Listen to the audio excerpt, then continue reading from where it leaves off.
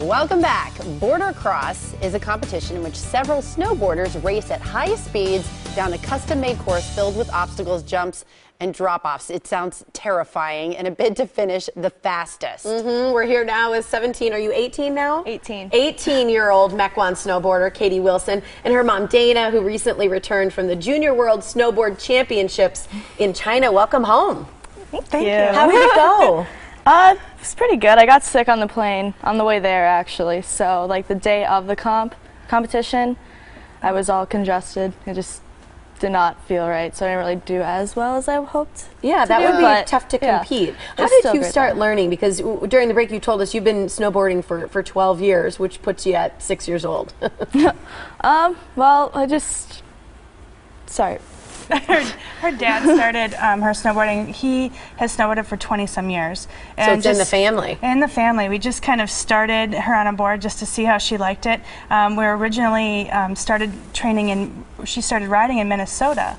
And we went from there and moved to Wisconsin, and there wasn't really any training or competition series, so we ended up starting it. So Katie ended up growing up through our system and took off from there. So at 6, she was actually competing against teenagers in Minnesota. Wow. When this is such a dangerous sport, did it make you feel a little bit better, Mom, to have some control over it, being that you were sort of overseeing the competitions yourself? Absolutely. My husband and I both are certified to run events up to X Games levels.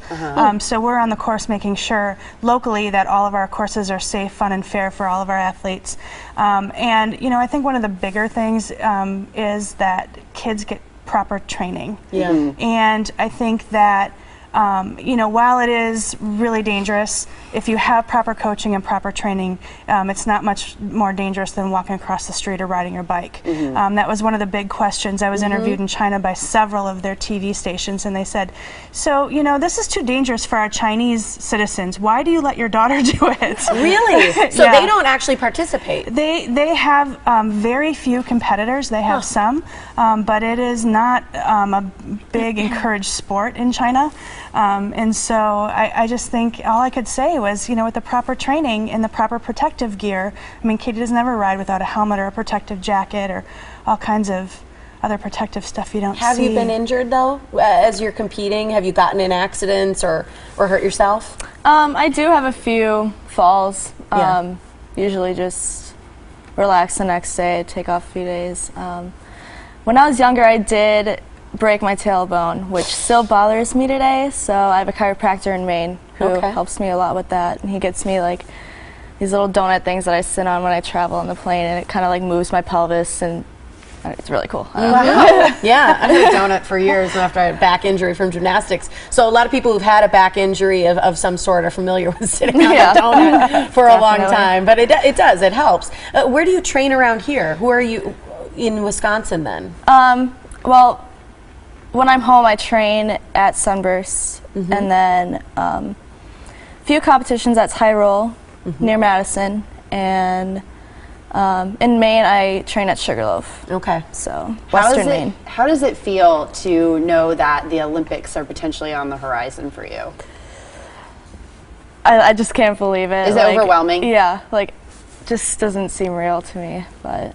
What's the reality that she may go to the Olympics? It's a definite reality. I think when she started and was invited to Gold Camp to train with the U.S. Olympic team is kind of where it turned her mindset from, you know, this would be great to, wow, this really could happen. And then she had to make a big decision her senior year whether she was going to stay at Homestead or go out to Maine to a special snowboard academy to train full-time and go to school full-time and compete and travel around the world. And I think at that point it turned into a real possibility. Right now, she's ranked as the number 4 junior in the United States. And how many will get to go in that ranking? It depends on the numbers when they get to the Olympics. They're actually looking at adding an extra discipline, not just boardercross, but team boardercross. And at that point, then they have to start expanding their rosters.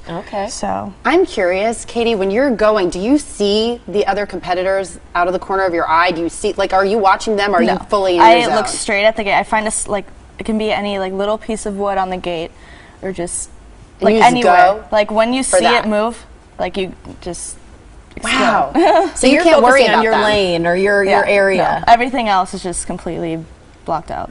In Boardercross, that's you're competing, you're racing with other people, and you've said, Mom, you said I think during the break that you were having a great race, but you crashed into Australia, right? Or was it Australia? Yeah, it was an Australian girl. And she came, so then that takes you out. So it doesn't even matter sometimes how well you're doing. It also depends on the people around you and if they have a fall.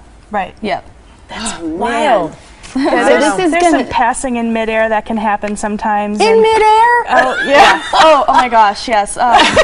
One of my coaches in Maine, his board has some stuff because people run into you, will constantly push on your board, and I don't know, it's scary. Well, here's the deal. We can help her get to the Olympics by helping fund her. All you need to do is go to themorningblend.com. That's where you can find out about how to support Katie Wilson and her desire to get to the Olympics, which is going on in South Korea. That's the next Olympics. We hope that you'll be there in the Boardercross Snowboard competition. Good luck. Thank you. Yeah, thanks for being here. Thank you. Appreciate it.